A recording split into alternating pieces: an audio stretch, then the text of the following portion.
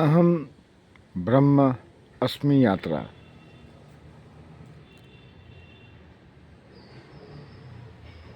मन के विषय में चर्चा चल रहा था। ये मेरा तीसरा एपिसोड है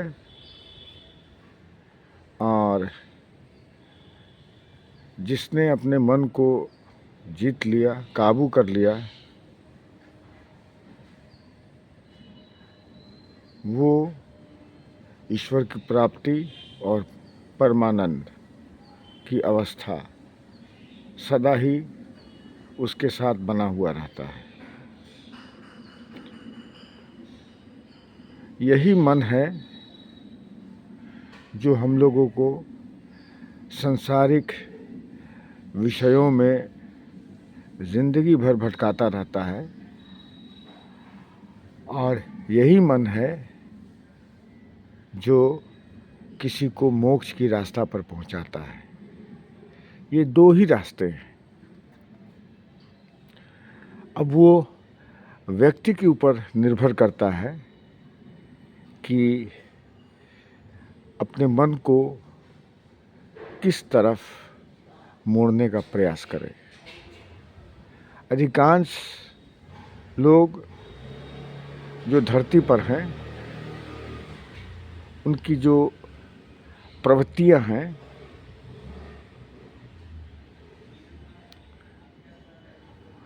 उस प्रवृत्तियों को पाने के लिए अपना रास्ता जो है अपना बनाता है।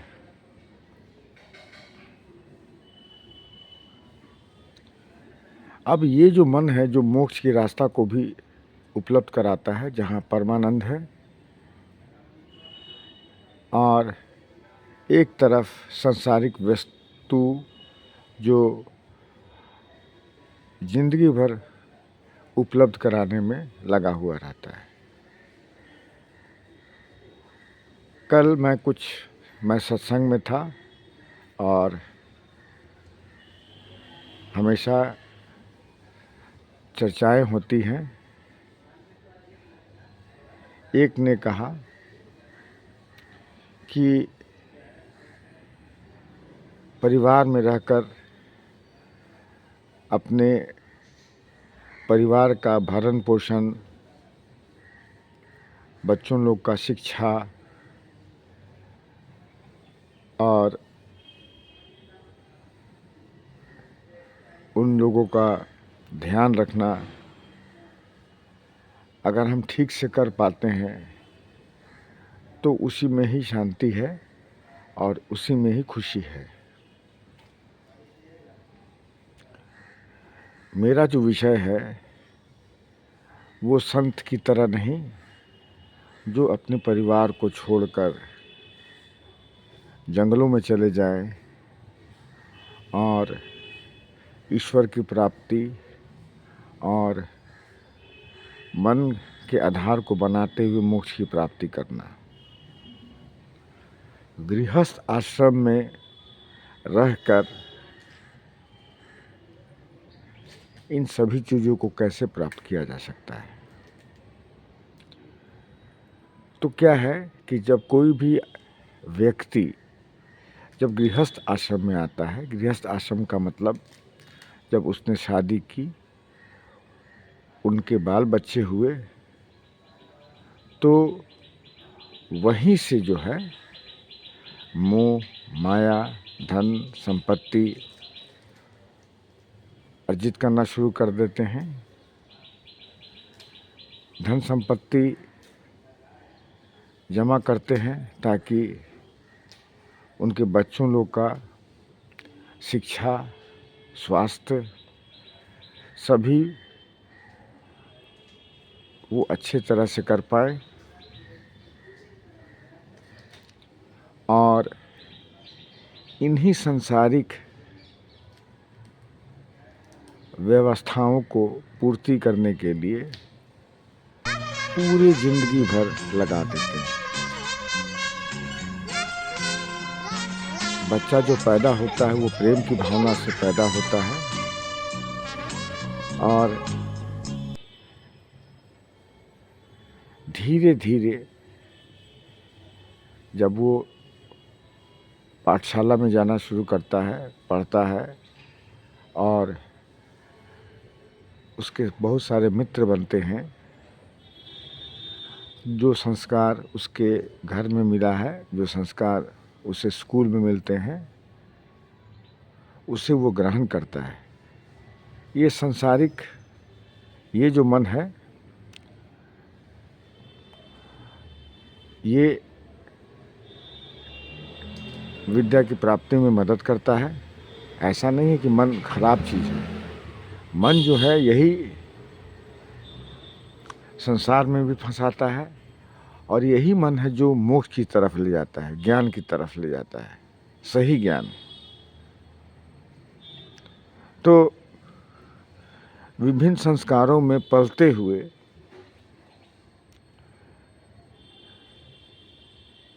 जो संस्कार जो हैं, उसके कारण उसका कर्म होता है और अच्छे कर्म और बुरे कर्म। अच्छे कर्म क्या होते हैं? जो किसी भी व्यक्ति को अपने कर्म से तकलीफ़ न दे, आहत न पहुंचाए,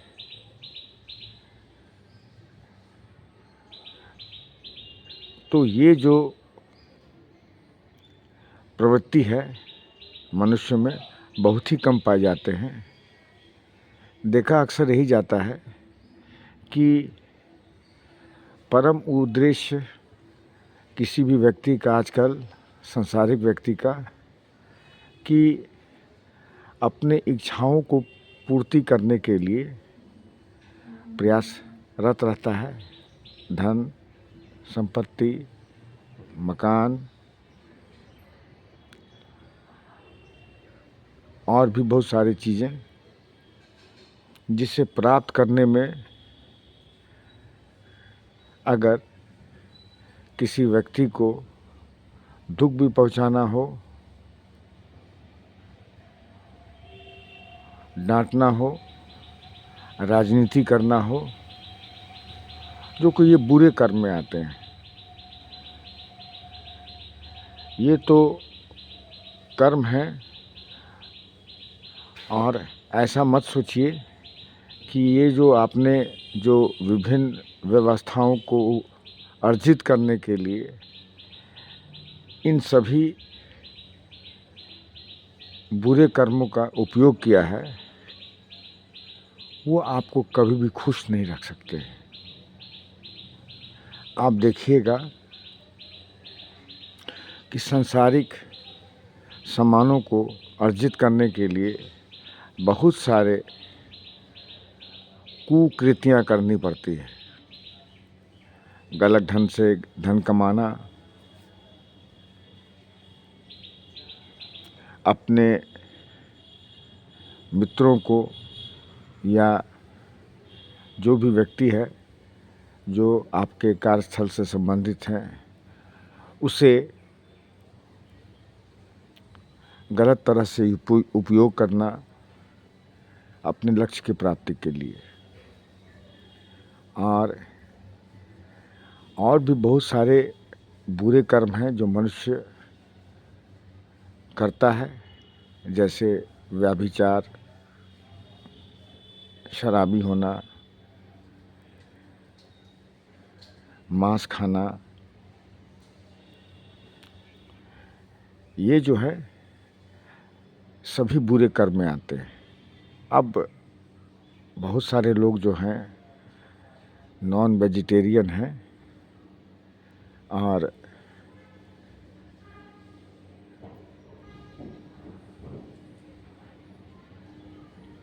उनको मन की शांति और ईश्वर की प्राप्ति करने के लिए इन सभी चीज़ों का त्याग करना पड़ेगा। क्यों नहीं खाना चाहिए?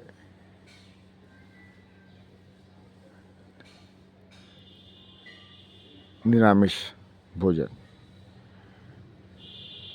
होता क्या है कि जब आप कभी भी जाते होंगे और जो भी जानवर जो कटने के लिए तैयार हैं, आप वहाँ खड़े हैं बाज़ार में लेने के लिए, तो ऐसा नहीं है, उस जानवर को अनुभूति होता है कि मैं अब कुछ ही क्षणों का मेहमान हूँ, और उसके अंदर डर का भावना उत्पन्न हो जाता है।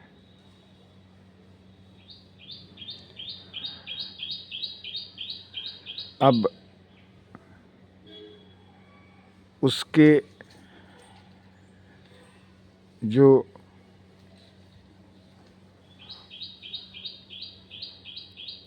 भोजन बनता है, आप उसे खाते हैं, बहुत प्रेम से उसे बनाते हैं, मगर उस भोजन में एक डर छुपा हुआ है जो उसके साथ है, और उसे आप जो खाते हैं तो निरंतर खाते रहेंगे तो एक आपके अंदर, आपको पता नहीं होगा, पता नहीं चलेगा आपके अंदर डर का भावना घुस जाएगा।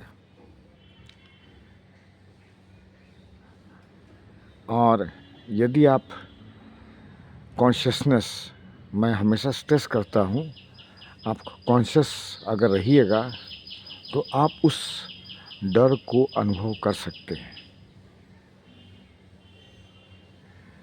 कहावत है, जैसा अन्न वैसा मन। तो मन पर विजय पाने के लिए आपका भोजन का बहुत ही महत्व होता है।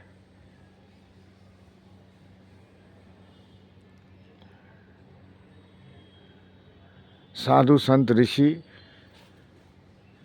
जो हैं, या चित्रकूट के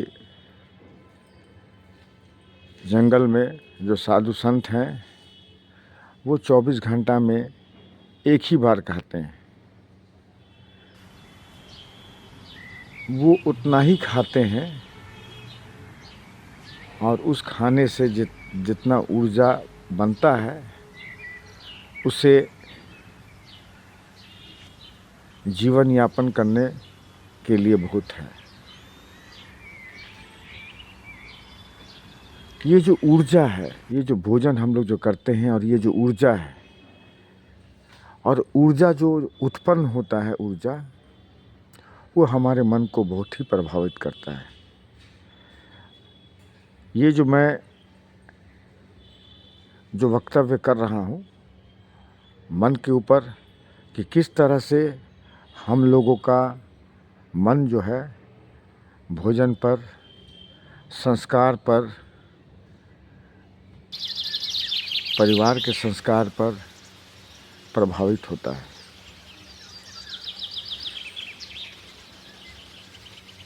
तो सबसे पहला जो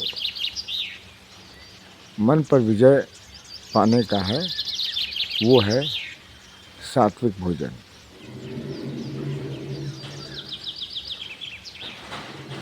आपने शादी की, परिवार हुआ, बाल बच्चे हुए, बाल बच्चे का भरण पोषण करते रहे, और जो लाइफस्टाइल आपने जो अपनाया है, उन्हीं लाइफस्टाइल से संबंधित आपका मन रहेगा। अगर आप सुबह उठकर ईश्वर की प्रार्थना करते हैं,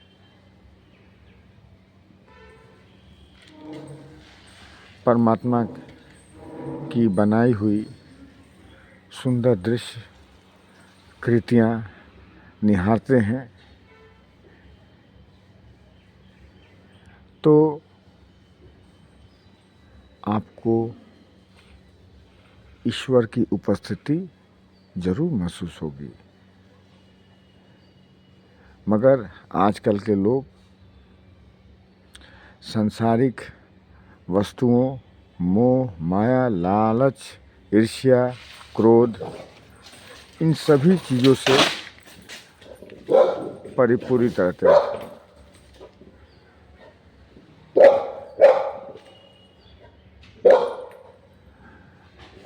तो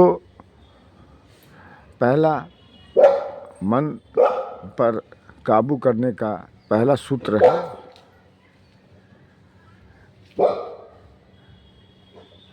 निरामिष भोजन न करके वेजिटेरियन फूड खाना और ईश्वर पर ध्यान करना, ईश्वर की संरचनाएं हैं, पेड़ पौधे, फूल, वनस्पतियाँ, पहाड़, जंगल, ईश्वर की कलाकृतियों को सहारें, देखें, आनंदित हों। और जिस समय आपको इन सभी चीज़ों से आनंद प्राप्त होने लगता है तो ये पहली उपस्थिति है। ये ईश्वर का जो रूप है बहुत ही विराट है और हम लोग ईश्वर के ही अंश हैं और ईश्वर की उपस्थिति ही हमें महसूस हो सके, ये बहुत ही बड़ा चीज़ है। तो कर्म के बारे में मैं बात कर रहा था। तो अच्छे कर्म जैसे करुणा, लोगों के बीच में करुणा रहना। अगर आपके पास कोई भी सामने एक व्यक्ति है जो बहुत ही क्रोधित इंसान है, क्रोध करता है, राजनीति करता है, अपने लक्ष्य की प्राप्ति के लिए किसी स्तर पर जा सकता है, तो आप उस व्यक्ति से घृणा मत कीजिए, उसके कृत्य को घृणा कीजिए। कोई भी व्यक्ति होता है, उसमें अच्छाइयाँ होती हैं, बुराइयाँ होती हैं। तो उस व्यक्ति के अच्छाइयों पर देखें, उसकी अच्छाई जो अगर आपको अच्छा लगता है उसे ग्रहण करें और बाकी सब चीज़ को त्याग दें। तो क्या है कि ईश्वर की प्राप्ति, मन पर विजय का जो पहला जो स्टेप जो मैंने बताया था, उसके एक और स्टेप बता रहा हूँ, प्रेम की भावना।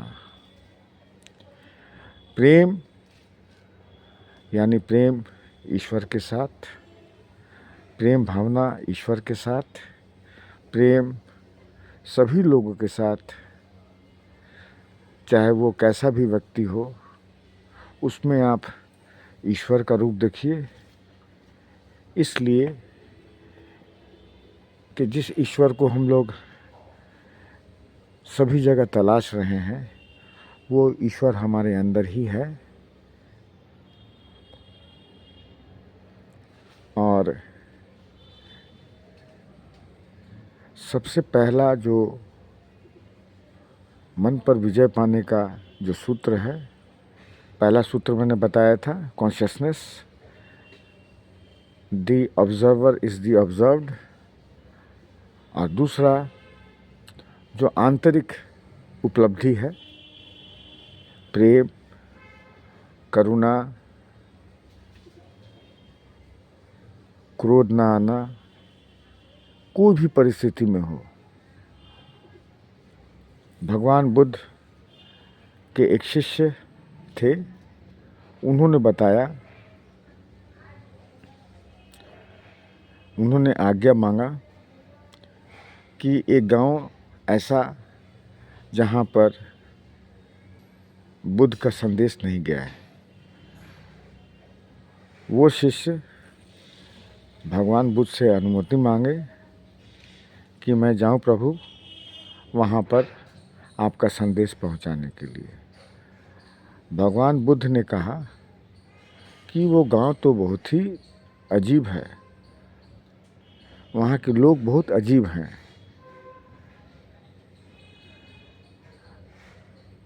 वहाँ जाओगे तुम संदेश नहीं पहुँचा सकते हो। अगर तुम जाते हो और मान लो संदेश पहुँचाने गए और लोग तुम्हें गालियाँ देने लगे तो तुम क्या करोगे? तो वो शिष्य ने बोला कि प्रभु मैं ईश्वर का धन्यवाद दूंगा कि उसने सिर्फ गाली दी, मुझे मारा नहीं। फिर भगवान बुद्ध ने कहा कि यदि लोग तुम्हें मारने लगे तब तुम क्या करोगे? तभी मैं ईश्वर को धन्यवाद दूंगा कि उन्होंने मुझे मारा, मुझे जान से नहीं मारा। फिर भगवान बुद्ध ने पूछा कि यदि उन लोगों ने तुम्हें जान से मार दिया तब तुम क्या करोगे? तो वो शिष्य ने बोला कि मैं फिर ईश्वर को धन्यवाद दूंगा कि उन लोगों ने मुझे मार दिया और मुझे अपने ज़िंदगी में आगे बुरे कर्म करने का मौका नहीं मिलेगा। मैं ईश्वर को धन्यवाद दूंगा। तो भगवान बुद्ध ने उस शिष्य को आज्ञा दिया। तो तीसरा जो मन की शांति, मन को गुलाम बनाने का, वो है ग्रैटिट्यूड, कृतज्ञता।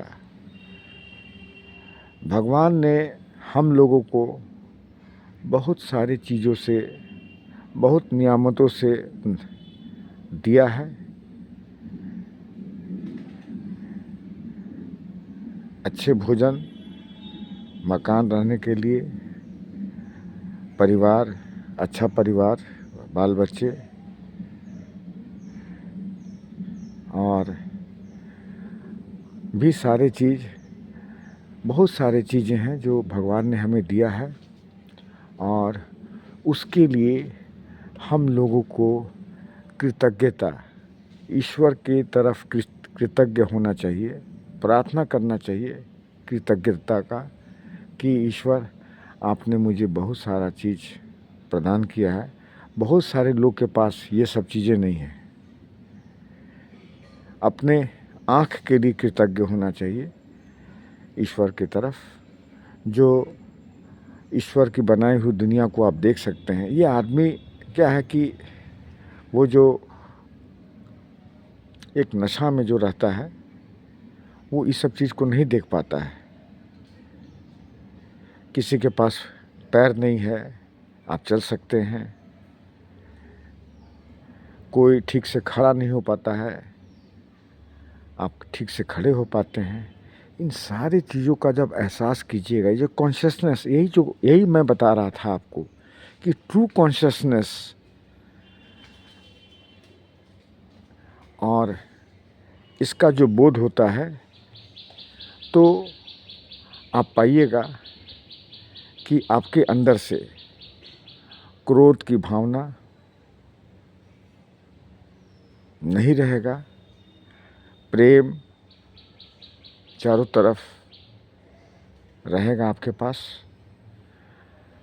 क्या होता है कि ये जो क्रोध है, ये जो राजनीति है, ये जो द्वेष है, ये जो मन में जो चलते हैं, इससे हम लोग निरंतर लड़ते रहते हैं और